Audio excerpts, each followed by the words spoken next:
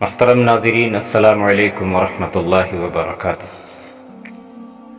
ہمارے اس YouTube channel تاریخ اسلاف کا مقصد تاریخ کی ان بہادر شخصیات کو اجاگر کرنا ہے جن کی شجاعت نے اس وقت کی سپر پاور طاقت کو زمیں بوس کر دیا۔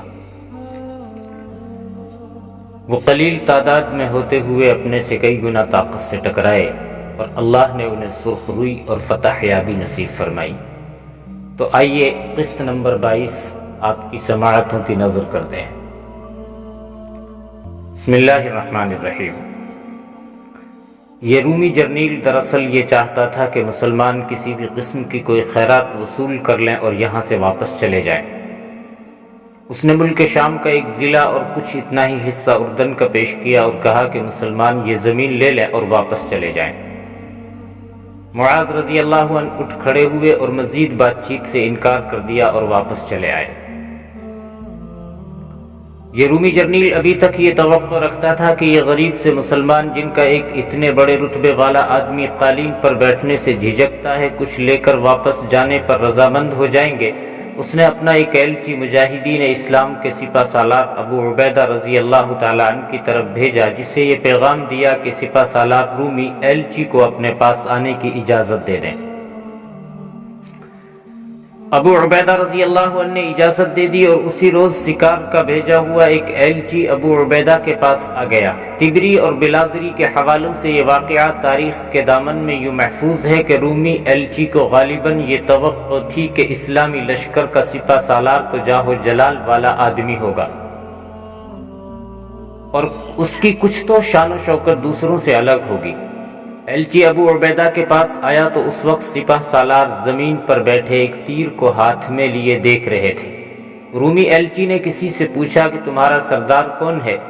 ان آدمیوں نے ابو عبیدہ کی طرف اشارہ کیا تو وہ حیران ہو کر ان کی طرف دیکھتا ہی رہا، پھر ان کے قریب آیا۔ کیا تم ہی اس لشکر کے سپہ سالار اور سردار ہو؟ ایلچی نے کچھ رعونت کا سا مظاہرہ کیا، یعنی تکبر کے سے انداز میں یہ بات کی۔ ہاں میں ہی ہوں، ابو عبیدہ نے بڑے آرام سے جواب دیا۔ پھر میری ایک بات سن لو، رومی ایلچی نے افسرانہ جلال میں کہا، ہم تمہاری تمام فوج کو سونے کی 2 اشرفیاں فی آدمی دیں گے اور تم یہاں سے واپس چلے جاؤ۔ معلوم نہیں اس وقت اشرفیاں تھیں یا نہیں۔ اس رومی کا مطلب دراصل یہ تھا کہ سونے کے 2 ٹکڑے ہر مجاہد کو دیے جائیں گے اور وہ واپس چلے جائیں۔ کوئی اور بات کرنی ہے تم کو؟ ابو عبیدہ نے پوچھا۔ نہیں۔ پھر تم چلے جاؤ، ابو عبیدہ نے کہا۔ ایلچی بڑا ہی برہم اور ناراض ہو کر چلا گیا۔ ابو عبیدہ نے اسی وقت ایک پیغام امیر المؤمنین حضرت عمر رضی اللہ عنہ کو بھیجا جس میں یہ سارا واقعہ لکھا۔ فاصلہ بہت زیادہ تھا، تیز رفتار قاصدوں کا انتظام کیا گیا۔ 4-5 دنوں بعد قاصد امیر المؤمنین کا پیغام لے کر آ گیا۔ امیر المؤمنین نے لکھا تھا کہ اللہ کی راہ میں ثابت قدم رہو، اللہ تمہارا یار و مددگار ہے۔ وہ ہرقل جسے رعایا اور اس کے جرنیل بادشاہوں میں سب سے بڑا بادشاہ سمجھتے تھے، اور وہ ہرقل جس کی فوج کی تعداد آسمان کے ستاروں اور زمین کے ذروں کے برابر تھی، بزنطیہ میں اس حال میں پہنچا تھا کہ آسمان کے ستاروں اور زمین کے ذروں کے برابر فوج سپاہی ہو کر بکھر گئی تھی اور آدھی سے زیادہ فوج ہلاک ہو کر ہڈیوں کے ڈھانچوں میں تبدیل ہو چکی تھی، اور ملک شام پر مجاہدین اسلام کا قبضہ ہو گیا تھا۔ آسمان کے ستارے ٹوٹ پھوٹ کر زمین کے ذروں میں مل کر خاک ہو گئے تھے۔ ادھر جنگ قادسیہ کے بعد کسریٰ ایران بڑی بری شکست کھا کر بھاگا اور اپنا دارالحکومت مدائن بے بہا خزانوں سمیت مسلمانوں کے لیے چھوڑ کر کہیں روپوش ہو گیا تھا۔ ایران و عراق مجاہدین اسلام کی جھولی میں آ پڑے اور ادھر شام مسلمانوں کے قدموں میں آ گرا۔ یہ صورتحال ایسی تھی جو ہرقل کا دل توڑ رہی تھی، لیکن آدمی بہرحال حوصلے والا تھا۔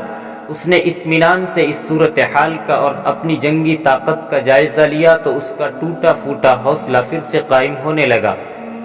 اس کے مشیروں نے بھی اس سے کہا کہ اپنی آدھی فوج مارے جانے سے اور شام ہاتھ سے نکل جانے سے روم کی شہنشاہی کے لیے اتنا نقصان نہیں جتنا سمجھا جاتا ہے۔ ابھی مصر ان کے پاس تھا اور مصر میں بے شمار فوج تھی۔ مشیروں نے ہرقل سے کہا کہ وہ مصر سے فوج منگوائے اور تیاری کر کے مسلمانوں پر جوابی حملہ کیا جائے۔ ہرقل کی اس وقت کی ذہنی کیفیت کے متعلق مؤرخوں نے لکھا ہے کہ بزنطیہ میں پہنچ کر جب اسے یہ محفوظ پناہ مل گئی اور کچھ آرام اور سکون بھی مل گیا تو اسے مشیروں کے مشورے بڑے ہی اچھے لگے۔ اس نے اسی وقت قاصد مصر اس پیغام کے ساتھ بھیج دیے کہ کم و بیش 40,000 نفری کی فوج فوراً روانہ کر دی جائے۔ ادھر اس کے پاس ایک مدد اور آ گئی جو اس کے لیے بالکل ہی خلاف توقع تھی۔ اس مدد نے اس کا حوصلہ پہلے کی طرح مضبوط کر دیا۔ یہ مدد اس طرح آئی کہ ایک روز اسے اطلاع دی گئی کہ عراق اور شام کے مختلف قبائل کے 20-25 سردار اسے ملنے آئے ہیں۔ یہ سب جنگجو قبائل تھے۔ ان سرداروں کے ساتھ 20-25 نہایت حسین و جمیل معصوم صورت نوجوان لڑکیاں تھیں جو ان سرداروں کے اپنے ہی خاندانوں میں سے تھی۔ ہرقل نے ان سب کو اندر بلا لیا۔ ان سرداروں کے ساتھ ایک معمر سفید ریش بزرگ تھا جو شکل و صورت اور لباس سے دانشمند اور مذہبی پیشوا لگتا تھا۔ ان قبائل کے متعلق تھوڑی سی معلومات بے محل نہیں ہوں گی۔ عراق اور شام کے سرحدی علاقوں میں اور کچھ دوسرے علاقوں میں بھی جو جنگ کی لپیٹ میں آ گئے تھے بہت سے قبائل آباد تھے۔ ان میں بڑے قبائل بنی تمر، بنو غسان، بنی تغلب، بنی عیاد، بنی مزام اور بنی عدوان تھے۔ ان کے علاوہ اور بھی بہت سے قبائل تھے۔ یوں کہہ لیں کہ ان علاقوں کی آبادی قبائل کی صورت میں بٹی ہوئی تھی۔ یہ جو قبائلی سردار ہرقل کے پاس گئے تھے یہ سب غیر مسلم تھے۔ کچھ فارس کے یعنی عراق و ایران کے آتش پرست تھے اور باقی عیسائی تھے۔ کیا تم یہ لڑکیاں میرے لیے تحفہ لائے ہو؟ ہرقل نے طنزیہ لہجے میں کہا۔ کیا تم مجھے فاتح سمجھ کر آئے ہو؟ اس وقت میری ضرورت کچھ اور ہے۔ مجھے یہ حسین و جمیل لڑکیاں نہیں چاہیے۔ اس وقت مجھے ایسے جوان مردوں کی ضرورت ہے جو میرے بازو مضبوط کریں اور میں عرب کے ان بدوؤں کو یہاں سے دھکیل کر وہیں پہنچا دوں جہاں سے یہ آئے ہیں۔ ہم آپ کے بازو ہی مضبوط کرنے آئے ہیں، بوڑھے سردار نے کہا۔ یہ لڑکیاں ہم تحفے کے طور پر نہیں لائے، یہ ہماری اپنی بیٹیاں ہیں۔ انہیں ہم آپ کے پاس صرف یہ دکھانے کے لیے لائے ہیں کہ یہ ہے ہماری عزت اور آبرو جو جنگوں میں محفوظ نہیں رہی۔ ہم ان معصوم بچیوں اور ان جیسی ہزارہ بچیوں کی آبرو کی حفاظت کرنے کے لیے آپ کے ساتھ بات کرنے آئے ہیں۔ آپ ہماری مدد کریں اور ہم آپ کی مدد کریں گے۔ آپ کو جن جوان مردوں کی ضرورت ہے وہ ہم آپ کو ہزارہ کی تعداد میں دیں گے۔ میری مدد کا تمہیں اب خیال کیوں آیا ہے؟ ہرقل نے پوچھا۔ یہ خیال اس وقت کیوں نہ آیا جب فارس کی فوج مسلمانوں کے آگے بھاگی جا رہی تھی اور ادھر میری فوج بکھر کر پیچھے ہٹ رہی تھی۔ یہ واقعہ بیان کرنے سے ہمارا مقصد صرف یہ ہے کہ بیان کیا جا سکے کہ ہرقل کے اقتدار کی شمع آخری بار کس طرح بھڑکی اور جب بجھ گئی تو وہ شام سے مصر تک کیوں اور کس طرح پہنچا۔ ہم ان طویل تفصیلات کو یوں مختصر کرتے ہیں کہ اس معمر قبائلی سردار نے ہرقل کو بتایا کہ مسلمانوں نے ایرانیوں کے خلاف لشکر کشی کی اور ادھر شام پر بھی انہوں نے حملہ کیا تو ان دونوں جنگوں میں ان قبائلیوں کو بہت نقصان اٹھانا پڑا۔ ان کی کھڑی فصلیں تباہ ہو گئی جو فوجوں کے گھوڑے، اونٹ اور بیل وغیرہ کھا گئے۔ اس بوڑھے سردار نے یہ بھی بتایا کہ خود اپنے فوجیوں نے ان کی لڑکیاں اٹھا لی یا انہیں خراب کر کے چلے گئے۔ کیا مسلمانوں نے تمہاری لڑکیوں کے ساتھ ایسا ہی سلوک نہیں کیا تھا؟ ہرقل نے پوچھا۔ نہیں، قبائلی سردار نے جواب دیا۔ مسلمان جب کسی بستی میں یا کسی شہر میں داخل ہوتے ہیں تو وہ گھروں کو نہیں لوٹتے، نہ وہ عورت پر ہاتھ اٹھاتے ہیں۔ وہ بعض لڑکیوں کو لونڈیاں بنا کر لے جاتے ہیں، لیکن ہم ان عربوں کو جانتے ہیں وہ بغیر شادی کے کسی عورت کے ساتھ ناروا سلوک نہیں کرتے۔ لیکن شہنشاہ روم، اگر ایک بھی مسلمان ہماری ایک بھی لڑکی کو ساتھ لے جائے اور اسے اپنی باقاعدہ بیوی بنا لے تو بھی ہم اسے اپنی بے عزتی سمجھتے ہیں۔ اسی لیے ہم یہ لڑکیاں آپ کے سامنے لائے ہیں کہ یہ پھول مسلمانوں کے ہاتھوں میں نہ جائے اور اپنا بھی کوئی فوجی انہیں اپنا مال نہ سمجھے۔ اس بزرگ سردار نے ہرقل کو بتایا کہ وہ آتش پرست ہے اور ان عیسائی قبائلی سرداروں کے ساتھ آیا ہے۔ مذہب کوئی بھی ہو، عزت ہر کسی کی ایک جیسی ہوتی ہے۔ بات دراصل یہ تھی جو اس سردار نے ہرقل کو بتائی کہ مجاہدین اسلام نے ان کی کچھ بڑی بڑی بستیاں اور قصبے تباہ و برباد کر دیے تھے، جس کی وجہ یہ تھی کہ ان لوگوں نے مجاہدین کے خلاف اپنی فوجوں کو بھرپور مدد دی اور مجاہدین کو دھوکے دیے تھے۔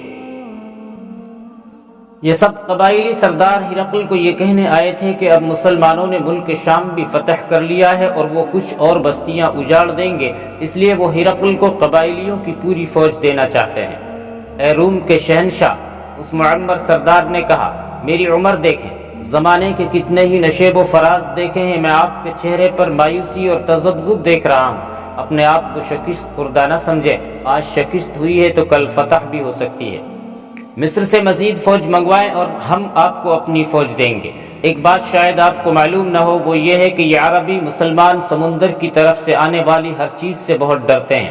ہم ان میں یہ مشہور کر دیں گے کہ سمندر سے فوج آ رہی ہے۔ یہ بوڑھا قبائلی سردار ٹھیک کہہ رہا تھا۔ 2-3 اور مستند مؤرخوں نے بھی لکھا ہے کہ اس وقت تک مسلمان سمندر میں نہیں اترے تھے، ان کا کوئی بحری بیڑا نہیں تھا، نہ انہیں بحری جنگ کی سوجھ بوجھ تھی۔ وہ صحرائی لوگ تھے اور نہ جانے کیوں سمندر سے کچھ ڈرتے تھے۔ اس کے بعد تو مسلمانوں نے سمندری جنگوں میں ایسا نام پیدا کر لیا تھا کہ مسلمانوں کی سمندری طاقت ایک ضرب المثل بن گئی تھی۔ ہرقل نے جب ان قبائلیوں کی یہ پیشکش سنی تو اس نے انہیں پہلی بات یہ بتائی کہ مصر سے اس کی فوج آ رہی ہے اور قبائلی فوراً اس کے پاس مسلح ہو کر پہنچ جائیں۔ یہ سردار جب جانے لگے تو ہرقل نے یا اس کے شاہی خاندان کے کسی اور فرد نے یا کسی مشیر نے یہ مشورہ دیا کہ اتنی خوبصورت اور نوجوان لڑکیوں کو سفر پر واپس نہ بھیجا جائے، بلکہ ہرقل کے محل میں ہی رہنے دیا جائے جہاں یہ بالکل محفوظ رہیں گے۔ مجاہدین اسلام کے تمام سالار مفتوحہ شہروں اور علاقوں کے انتظامات میں مصروف تھے۔ فتح کے بعد ایسے مسائل اور ایسی افراتفری پیدا ہو جاتی ہے کہ ان کی طرف فوری توجہ بہت ضروری ہو جاتی ہے۔ ابھی یہ خطرہ بھی باقی تھا کہ کہیں بغاوت بھی ہو سکتی ہے۔ رومی فوج کہیں کہیں چھپے ہوئے تھے، رومی فوجی کہیں کہیں چھپے ہوئے بھی تھے، سالار ادھر مصروف تھے، اس لیے انہیں پتہ ہی نہ چل سکا کہ ہرقل پھر فوج اکٹھی کر رہا ہے اور مصر کی بندرگاہ اسکندریہ سے مزید فوج آ رہی ہے، اور غیر مسلم قبائل ایک فوج کی صورت میں منظم ہو کر ہرقل تک بزنطیہ پہنچ رہے ہیں۔ ہرقل ایک بار پھر ذہنی اور جسمانی طور پر بیدار ہو گیا تھا۔ کچھ دنوں بعد مصر سے چلی ہوئی فوج بحری جہازوں کے ذریعے ساحل سے آ لگی۔ ہرقل نے اپنے آدمی وہاں بھیج رکھے تھے، وہ فوج کو ایک ایسے مقام تک لے گئے جو ہرقل نے انہیں بتایا تھا۔ یہ مقام اس وقت کے ایک مشہور شہر حمص کے قریب تھا۔ قبائلیوں کے جو لشکر آ رہے تھے انہیں بھی ہرقل اسی مقام کی طرف بھیج رہا تھا۔ اس ساری فوج کا کمانڈر ہرقل کا اپنا بیٹا قسطنطین تھا۔ تاریخ میں لکھا ہے کہ یہ بیٹا ایسے جوش اور بھڑکے ہوئے جذبے سے آیا تھا کہ اپنے باپ کی شکست کا انتقام لے گا اور اس شکست کو فتح میں بدلے گا۔ ناظرین، قسط نمبر 22 اختتام کو پہنچی۔ اب آپ حضرات سے گزارش ہے کہ صحابہ اکرام کی اس تاریخی اور مستند کہانی کو خود بھی سماعت فرمائیں اور اپنے دوست احباب کو بھی شیئر کریں، اور ہمارے چینل کو سبسکرائب کریں تاکہ نئی آنے والی ویڈیوز آپ تک بآسانی پہنچ سکیں۔